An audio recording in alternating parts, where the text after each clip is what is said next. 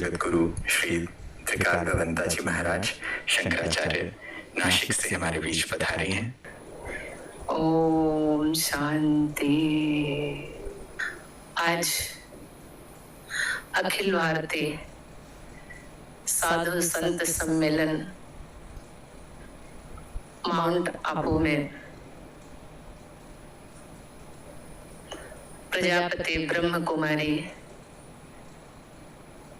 संस्थान में आयोजित किया गया है। मंच पर बैठे सभी हमारे संत महात्मा, महामंडलेश्वर, जगत गुरु, मंच पर बैठे सभी हमारे ब्रह्म कुमारी बहनें सभी श्रेष्ठ पदों पर हैं।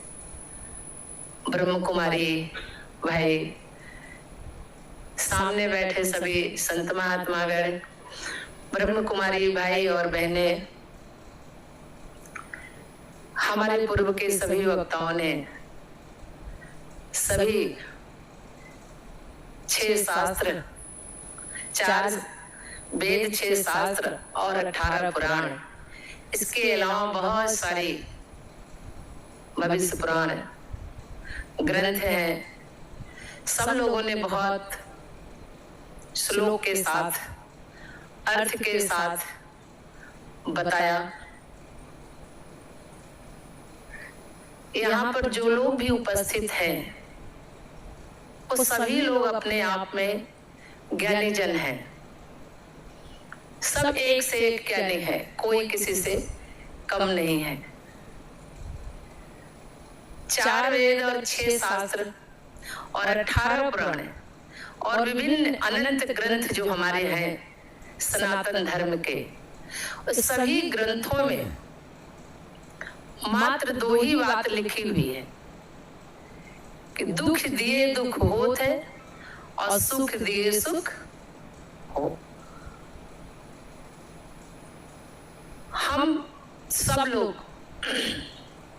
हर अच्छी चीज को पसंद करना चाहते हैं और हर बुरी चीज से दूर रहना चाहते हैं, पर खुद पर हम लोग कितने अच्छे हैं इस पर स्वयं कभी विचार नहीं करते। दूसरे के लिए हम लोग जज बनते हैं और अपने लिए वकील बनते हैं। ये हमारी मानव स्वभाव है, इसमें किसी की गलती नहीं है। ये मानव स्वभाव के कारण हम जज और वकील का काम करते हैं।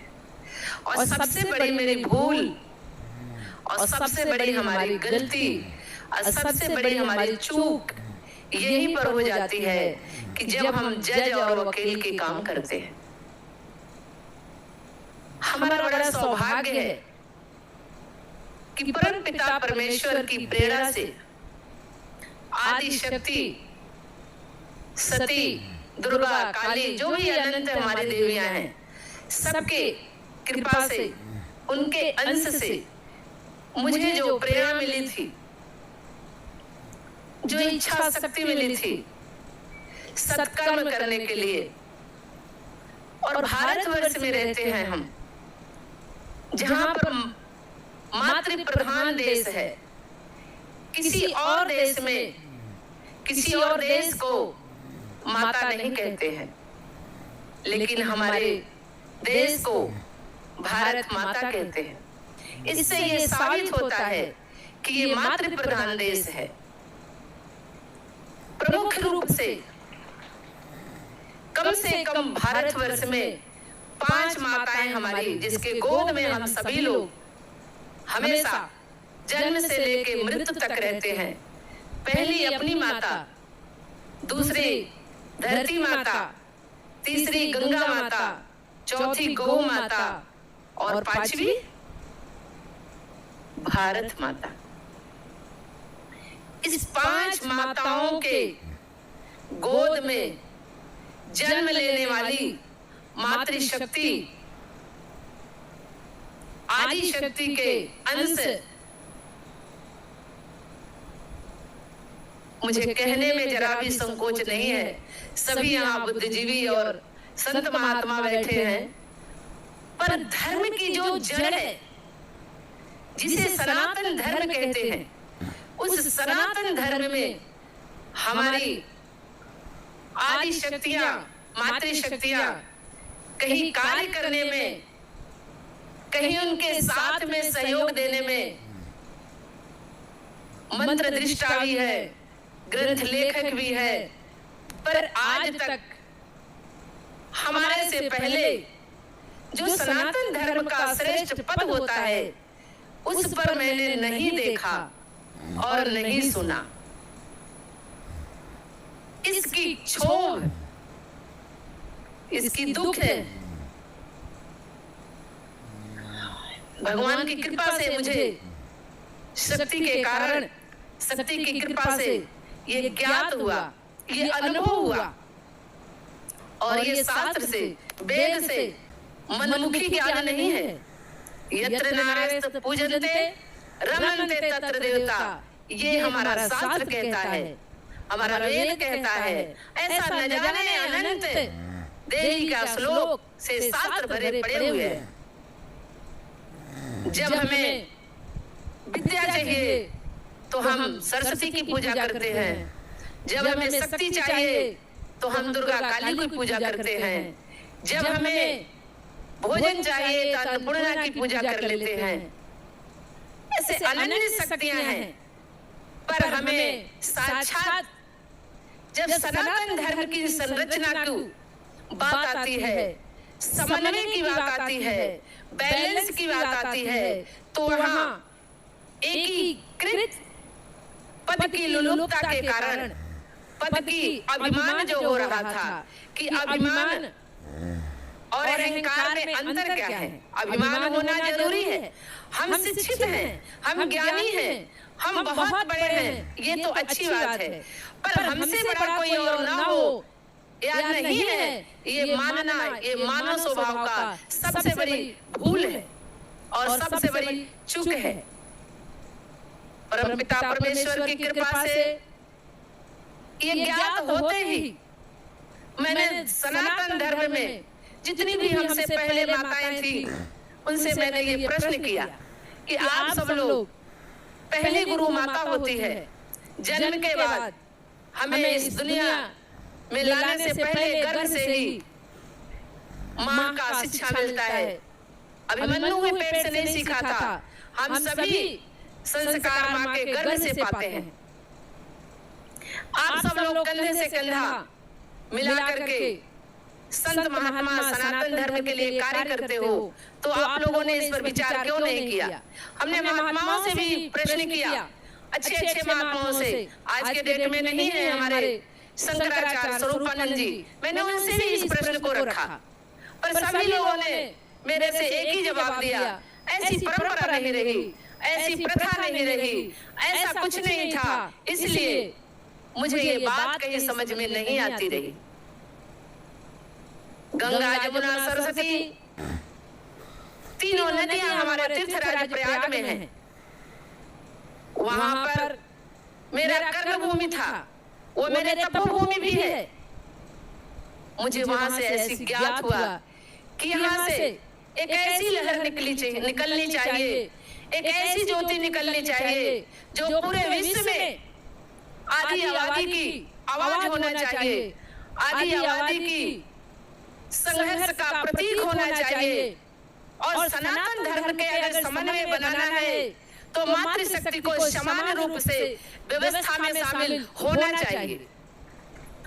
कहते हैं शक्ति के बगैर शिव के समान है, तो फिर ये जो भी हमारी व्यवस्था बनाई हुई है, जिसे हम सनातन धर्म कहते हैं, ये व्यवस्था में जो भी हमारे महापुरुष हैं, जो भी संत महात्मा हैं, वो चाहे शंकराचार्य हो, चाहे आचार्य महामंडलेश्वर हो, चाहे संत हो, तो के समान नहीं लगती।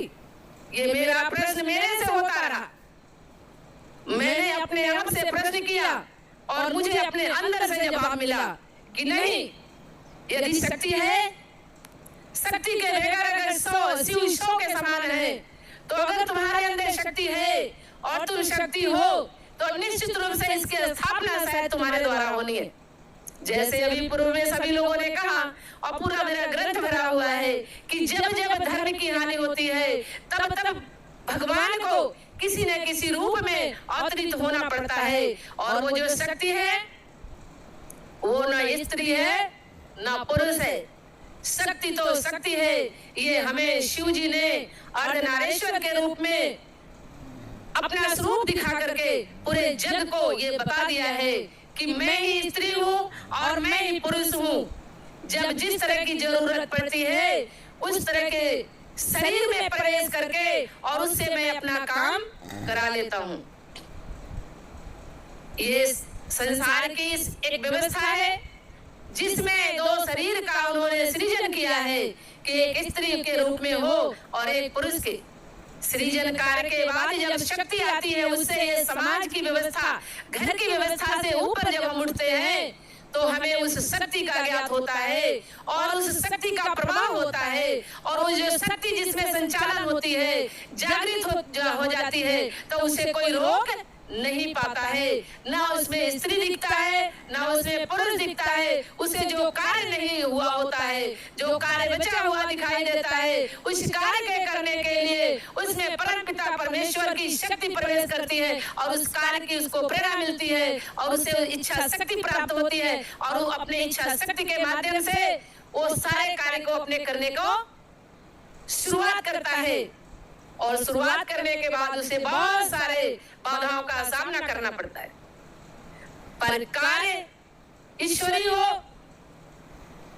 संकल्प दृढ़ हो, संकल्प में कोई विकल्प ना हो तो कार्य आपका कोई रोक नहीं सकता, क्योंकि ईश्वरी शक्ति ईश्वरी कार्य के लिए बनी हुई है, न कि व्यक्तिगत स्वार्थ के लिए।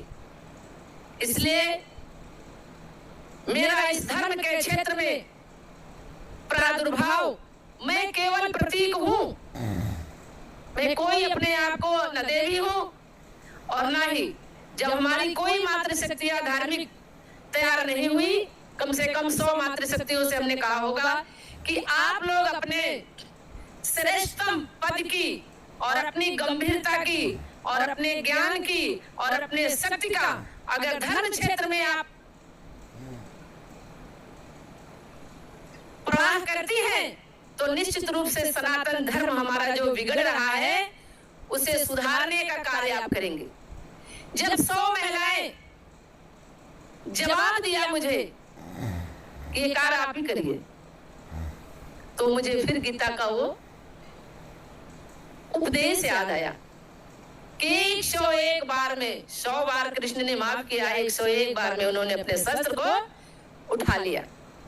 तो मैंने इच्छा शक्ति के शस्त्र के साथ मैंने ये संकल्प लिया कि ठीक है, कहते हैं ना जब दरवाजा खटखट करते हैं लोग तो कुछ लोग चुप रहते हैं कि जो बोलेगा उसको खोलना पड़ेगा, जो बोला वो खोला। तो मैंने कहा ये प्रश्न मेरे से ही उठा हुआ है और ये प्रश्न मैंने ही किया है तो इसका जवाब भी मुझे ही देना पड़ेगा। शायद ईश्वर मुझे ही चुना है और मैंने 2000 में अपने आप के आई एम शंकराचार्य के रूप में प्रयाग के माघ मेले में मैंने एक बड़ा सा बोर्ड लगा दिया। मैंने चैलेंज दे दिया कि आइए प्रश्न करिए और प्रश्न का जवाब में 2007 में अर्धकुंभ में आया, लेकिन एक कोई परमात्मा का बंदा मेरे पास पहुंचा और कहा आपने बहुत अच्छा काम किया।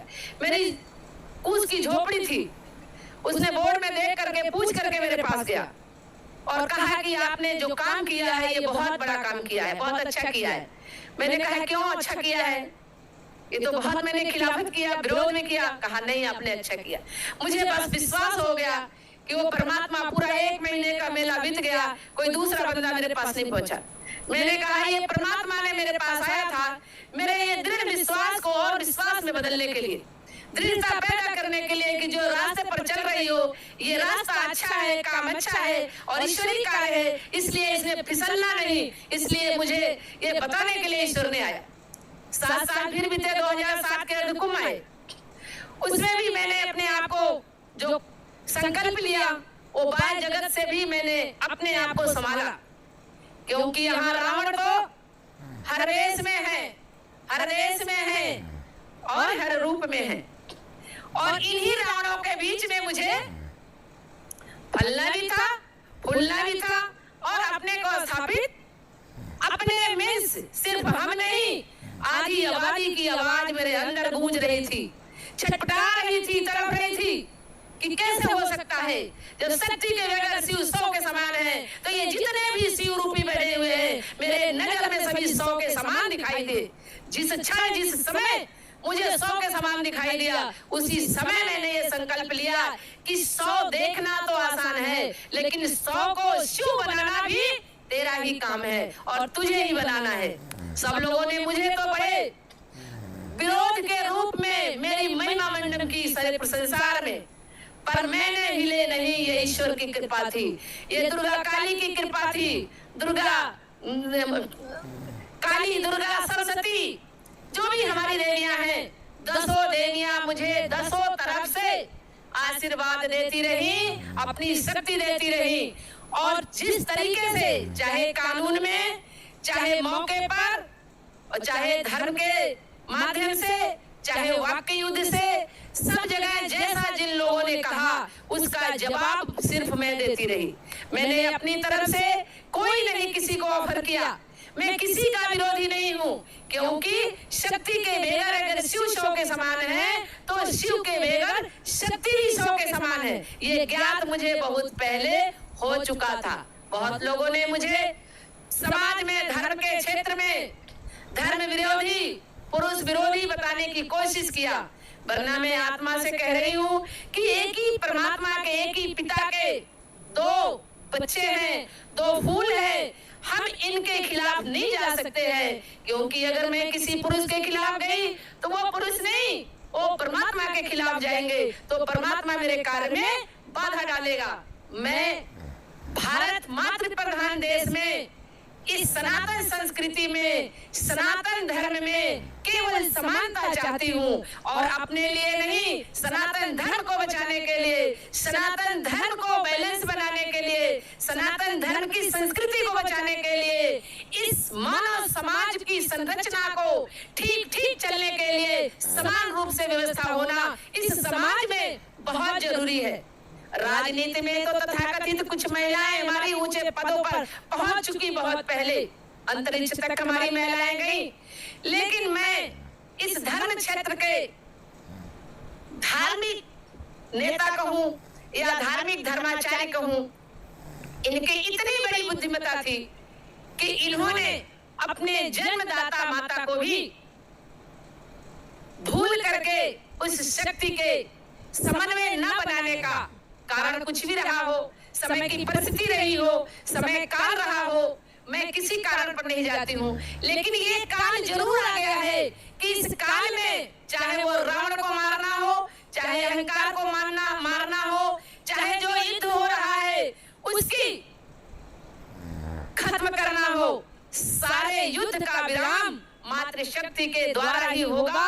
और उसका बिगुल परमपिता परमेश्वर प्रजापति के द्वारा ब्रह्म कुमारी केंद्र जो खोला गया है, ये हमारे पैदा होने से पहले ही उनके मन में ये बीज उत्पन्न हुआ था, और उस बीज का एक छोटा सा अंकुरित मैं फल के रूप में हूँ। और मुझे आप सभी लोग ज्यादा बोलने के लिए क्षमा चाहती हूँ, लेकिन मेरे मन में जितनी भी था वो हमने अपने शास्त्रों से तो सभी लोग बोल लेते हैं, शास्त्र के पढ़ने के बाद जो अनुभूति हुआ, जो कार्य मुझे मिला करने के लिए, उस कार्य की अनुभूति मैं बता रही हूँ कि जब आप संकल्प ले लेते हैं और ईश्वर के प्रति संकल्प लेते हैं, सत्कर्म के प्रति संकल्प लेते हैं, तो निश्चित रूप से ईश्वर आपके आगे आगे चलता है और आप पीछे चलते हैं। मेरे जीवन की अभी मेरी 64 साल की उम्र हो गई है, और मैं बचपन से अभी तक की बता रही हूँ,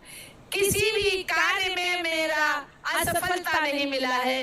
जिसे मैंने जब सोचा है ईश्वर उसे पूरा किया है। मैं संदेश इस केंद्र से केवल ये देना चाहती हूँ कि जब तुम सोचोगे और करोगे तो होगा, बिना करे नहीं होगा। सभी लोग चाहते हैं कि राम जैसे मेरा पुत्र हो, कृष्ण जैसे मेरा पुत्र हो, पर पर दशरथ जैसे पिता कोई बनना नहीं चाहता है। अगर दशरथ जैसे पिता बनोगे तो निश्चित रूप से राम आज भी पैदा होंगे, राम कल भी पैदा थे, राम और आज भी होते रहेंगे, वर्तमान में भी।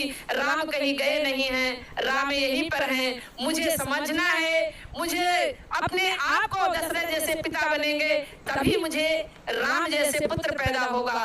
तो मैं अपनी वाणी को विराम देती हूँ और पुनः ये ब्रह्म कुमारी केंद्र को धन्यवाद देती हूँ कि हम और ये एक ही राह के दो यात्री हैं, दोनों मिलकर के एक 11 बनेंगे और मातृशक्ति प्रधान इस केंद्र को, मातृशक्ति पूरे विश्व में हमारी जहाँ जरूरत होगी, हमारा अखाड़ा गायत्री त्रिवेणी प्रयाग पीठ, ये 10 पीठ की स्थापना करनी है। 10 पीठ पर मातृशक्तियों को पीठाधीश्वर के रूप में देखना चाहते हैं और 10 अखाड़े भी बनेंगे।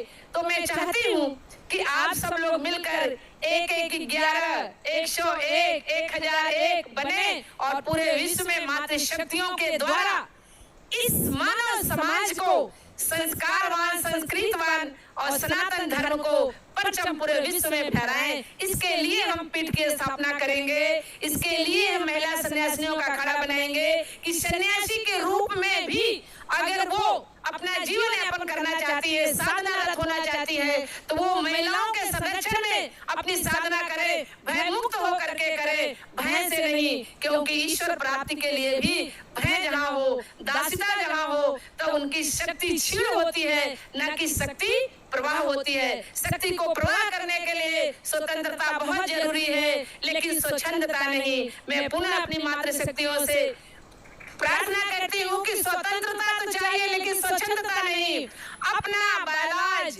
अपना नियम, अपना कानून, अपना संविधान आपको स्वयं बनाना होगा। मेरे साथ कोई दूसरे संविधान के लागू नहीं होता है। अगर अपना संविधान आप स्वयं बना लेंगे तो निश्चित रूप से आपकी सफलता आपकी कदम छूमेगी। जय माता की।